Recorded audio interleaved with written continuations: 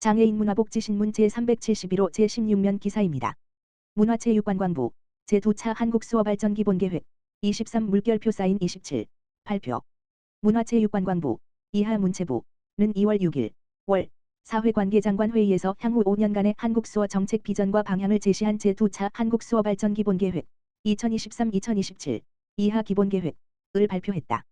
이번 기본계획은 장애인 프렌들리 정책의 일환으로서 농인이 체감할 수 있는 정책 수립에 초점을 맞춰 농인 전문가로 전략팀을 구성하는 한편 농인협회 단체와 농교사 등을 대상으로 수차례의 현장 의견 수렴 절차를 거치는 등 실질적인 정책 수혜자들의 목소리를 담아내고자 노력했다.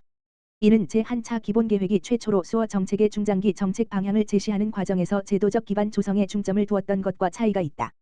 박보균 장관은 2월 3일 금에 진행된 제3회 한국수어의 날 기념 행사에서 장애인 농인의 문화예술체육관광 환경이 좋아지면 비장애인 청인의 환경도 좋아진다고 확신한다. 아카데미 나무주연상을 받은 농인 배우 트로이 코처나 국제수어를 사용해 멋진 안무를 보여준 BTS와 같이 문화는 장애와 비장애의 칸막이를 허무는 탁월한 힘이 될 것이라며 농인의 문화 접근성 향상과 수어 문화의 확산을 강조했다.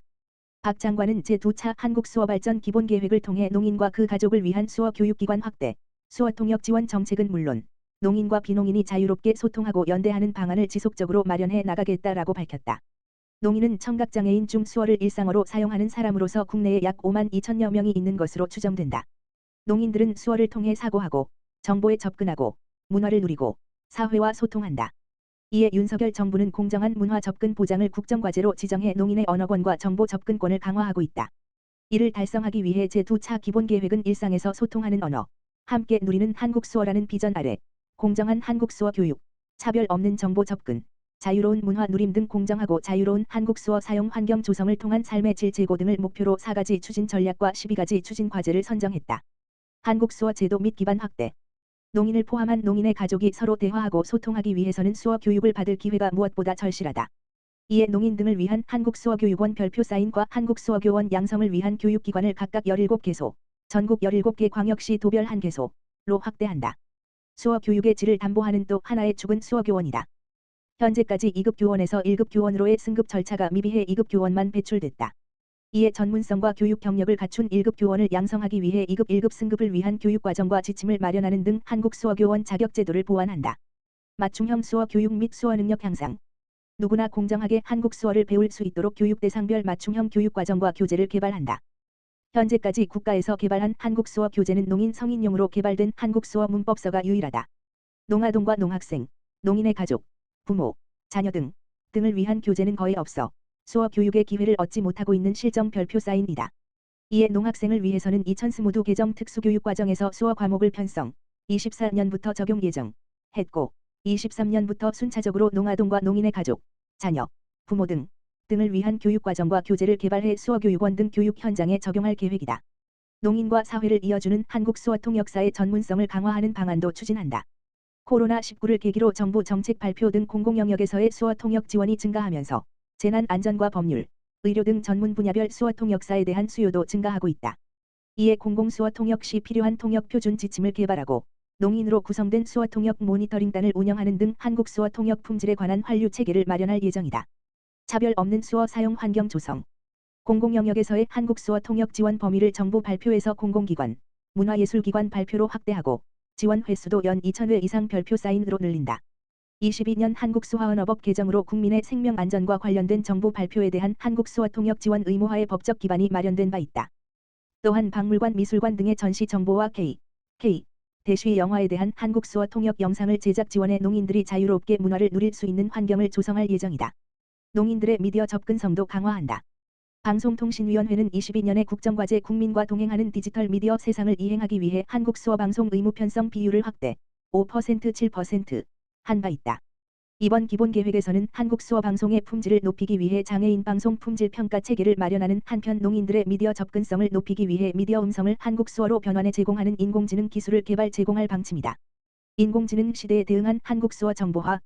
농인이 사회 속에서 삶을 영유하기 위해서는 비농인과의 소통이 무엇보다 중요하다. 이에 문체부는 인공지능을 활용한 한국어와 한국수어 간 자동 통역 기술 개발을 위한 한국수어 한국어 말뭉치를 구축해 관련 산업계에 빠르게 공개할 계획이다. 연간 100만 어절씩 27년까지 누적 600만 어절의 한국수어 말뭉치를 구축해 한국어 한국수어 자동 통역 기술 개발을 지원한다.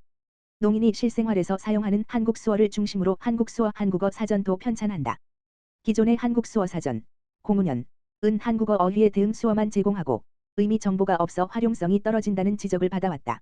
이에 문체부는 수어 말뭉치를 기반으로 한 한국 수어 한국어 사전과 한국어 한국 수어 사전의 양방향 사전 편찬 계획을 수립하고 26년까지 한국 수어 4,000개 규모의 한국 수어 한국어 사전을 편찬할 예정이다. 이 사전은 농인의 이용 편의성을 높이기 위해 한국 수어의 의미, 한국 수어 용례, 한국어 용례, 수형, 손 모양, 그림 등 다양한 정보를 제공하고 한국 수어 형태를 종합적으로 검색할 수 있는 기능도 탑재한다. 서울시, 시 산하 공공기관 장애인 고용위에 힘쓴다.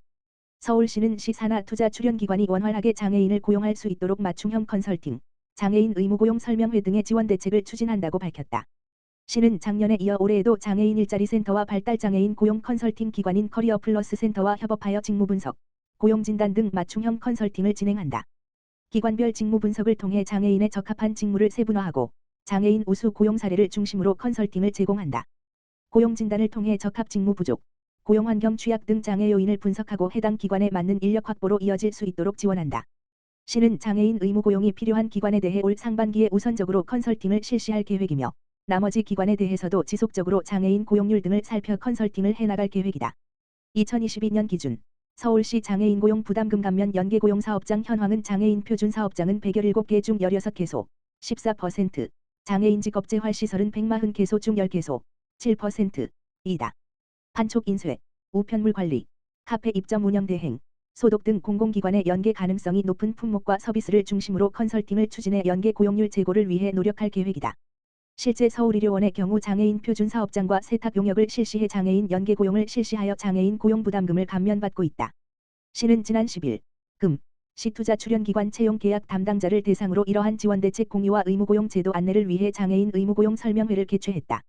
이수연 서울시 복지기획관은 서울시와 공공기관이 장애인 고용을 위해 노력해 장애인이 마음 편히 일할 수 있는 안심 동행복지 실현에 앞장서겠다고 말했다.